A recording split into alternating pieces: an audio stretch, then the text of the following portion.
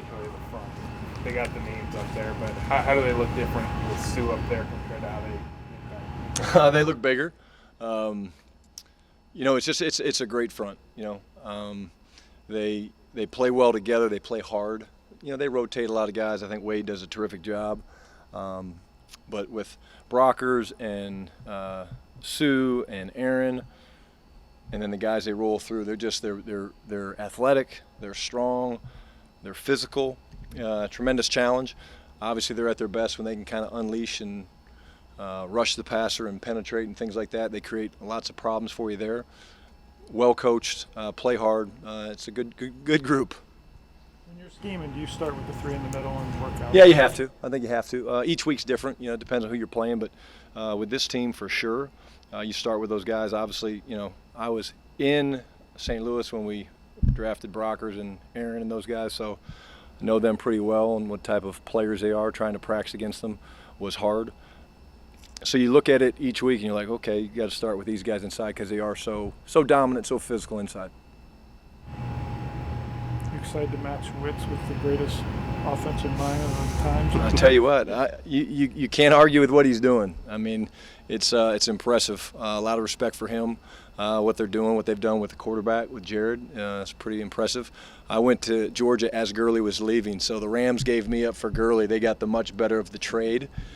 It's fun to watch them. They're impressive. What is real different about what Wade has brought there from what they were doing previously with those guys?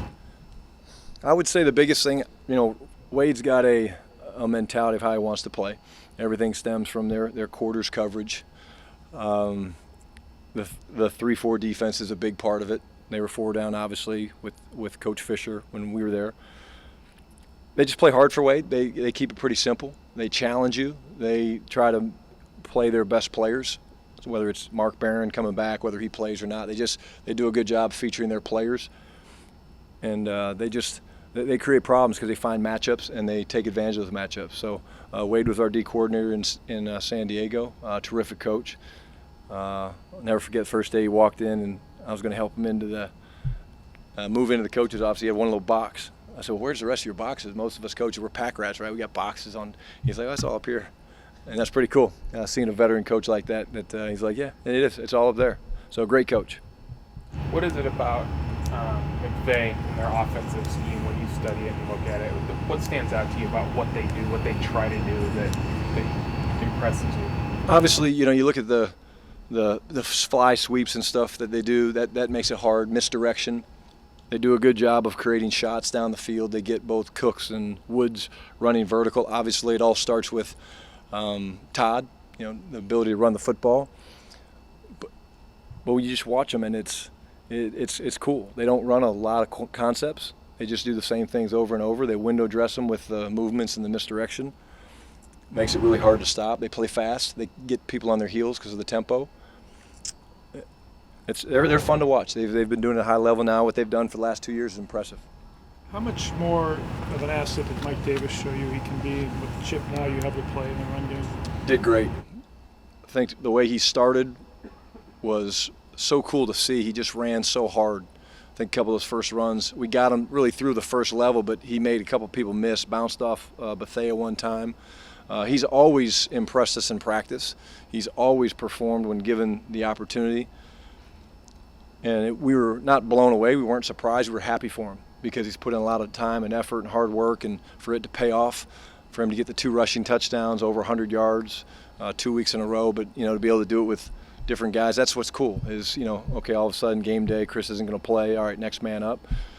It was good to see Rashad get going. He had a couple really nice runs. Loved watching him finish that run on the sideline against the safety Boston. We kind of got him out in space.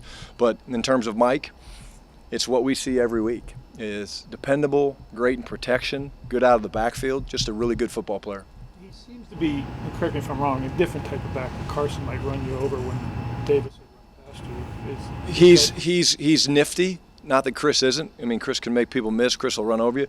But Mike plays a little different tempo, if that makes sense. Out in space, he kind of sees things a little different than other backs. He's very instinctive in space. Does that make it another option now that you have a change of pace, if you will, or a different kind of back? I would agree with that. I think we've got a number of backs that can challenge you different ways. That's why, again, it's hard to get guys rolling sometimes, but I think we've figured that out the last 2 weeks, that you go in with a mindset, okay, this is the guy that we're going to start with, and if things don't work out that way, then you adjust. But Chris the week before got significantly most of the touches, and then this last week the plan was to let Mike go, veteran player, let him get started, see how he does, and he didn't disappoint. You've obviously run it a lot the last couple of weeks. Do you have any sort of ideal run-pass ratio that you go into games with, or for the season or anything like that? Or? 50-50 is the easy answer, but I think each year's different. Like, there's a formula to win each game, if that makes sense. You go into each game and, okay, how do we match up offensively versus their defense? How do you match up defensively versus their offense? Special teams, how does that incorporate? So I think you go in with a plan of, okay, here's the plan of attack, here's how we think we got to play this game. And then, of course, you got to be ready to adjust on Sunday or Monday if it's not going that way. These have been close games. The defense has been playing really, really well, and we've been running it effectively. That magic number of 50, again, I say it each week, and it's however you get to it really truly is what is important. I was pleased last week. We didn't hit many big plays, but Russ completed 73% of his passes. That helped keep us on target. Didn't have as many third downs as you had previous weeks, but there's not a magic number. Each week's a little different. We know this week, great challenge offensively for us against that front. The defense obviously is very good. I think, Bones, the special teams coordinator, is excellent. They got all the fakes and things like that. So the formula this week could be a little different. You mentioned there weren't a lot of big plays in the passing game. How important is finding those? We have to.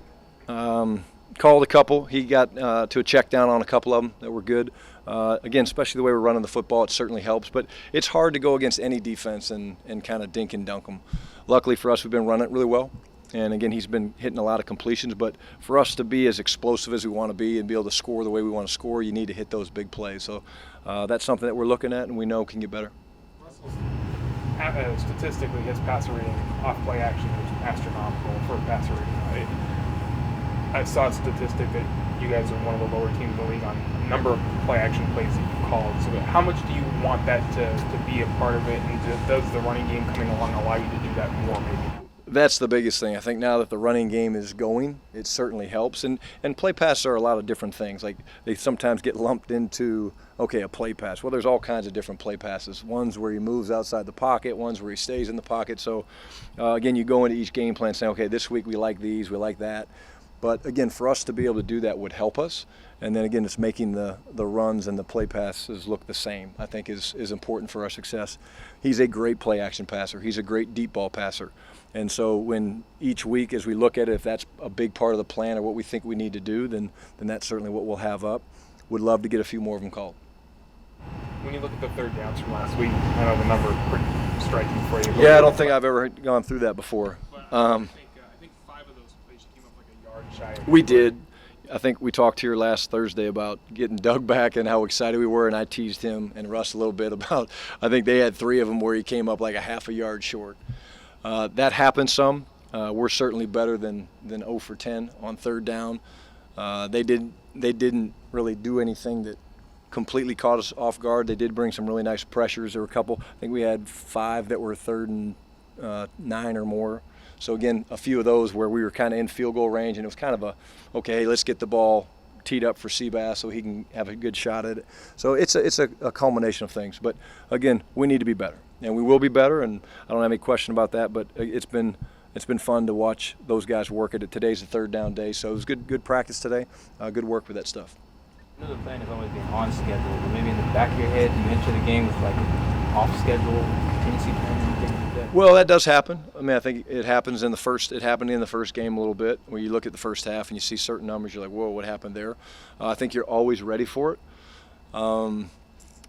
When negative plays happen, that's where you get off schedule. We've been pretty good with that. I think last game we had maybe 1 run for a negative yard or negative yards, where I think they had a handful of them. So it's a lot easier to call a game when you're on schedule or at least making progress, as opposed to being back up against the sticks. You always have those contingencies in place. It's just harder to find a rhythm when you have a lot of those plays. Anything else? Cool. Thanks, guys.